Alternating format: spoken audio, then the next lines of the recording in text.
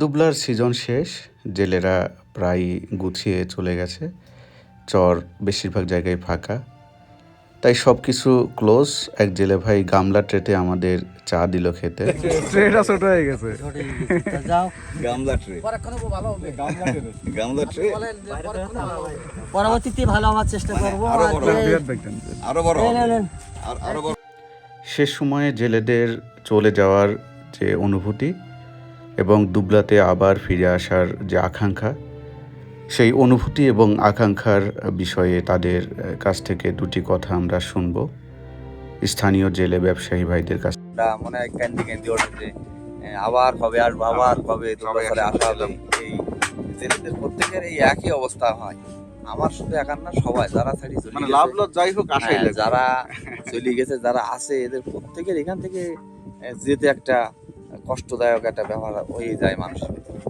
আর একটা মানে মায়া কাজ করে দুবছরের জন্য। আমারও খুব কষ্টের ব্যাপার। আমি এই যে এত লোকজনের ভিতর এখন করতেছি, আমার মালামাল গোছায় রাখতেছি, তারপরেও মনের ভিতর একটা কষ্টকর ব্যাপার যে এই রাত 3টে পর্যন্ত কী ছিল, আর এখন আমি কৃষির ভিতর আছি। এর জন্য মনে মনে খুব কষ্ট যাচ্ছে। তারপরে আশা করি আমিও 1-2 দিনের ভিতর উঠে যাব, আবার ওদের সঙ্গে সবার সাথে গ্রামে যে সাক্ষাৎ করব। আর যাওয়ার প্রশ্নটা হচ্ছে, আমরা 5 মাস এখানে ব্যবসার জন্য আসি সত্যিবল্লী থেকে। এখানে যাওয়ার একটা মানে বেদনাদায়ক মুহূর্ত চলে আসে। দুবলার নিউ মার্কেট নামে যেটা পরিচিত, সেটা এখন প্রায় 98% ফাঁকা। দোকানপাট সবাই ক্লোজ করে নিয়ে গেছে গতকাল। আমরা একটা দোকান শুরু দেখতে পাচ্ছি এবং সেগুলো ক্লোজ করতে লোকজন ব্যস্ত।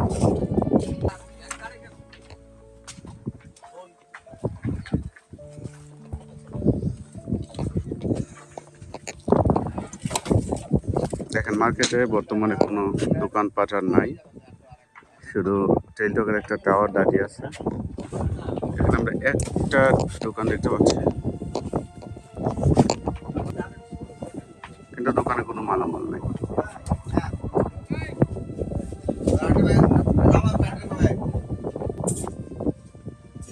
এখানে আমরা পেয়ে গেলাম নিউ মার্কেটের একজন ব্যবসায়ী লিডার, এখানকার যে বণিক সমিতি আছে সেখানকার হাফিজুল ভাই। ওনার কাছ থেকে আমরা অনুভূতি শুনি যে বর্তমানে এই বছর ব্যবসা কেমন গেছে এবং এই সবাই চলে গেল, এখন তার কেমন লাগতেছে। আসসালামু আলাইকুম ভাই। ওয়ালাইকুম আসসালাম। আপনার নাম আর এলাকাটা? আমার নাম হাফিজুর সর্দার, তালা উপজেলা, সাতক্ষীরা জেলা। বাড়ি গ্রাম শ্রীমন্ত গাড়ি।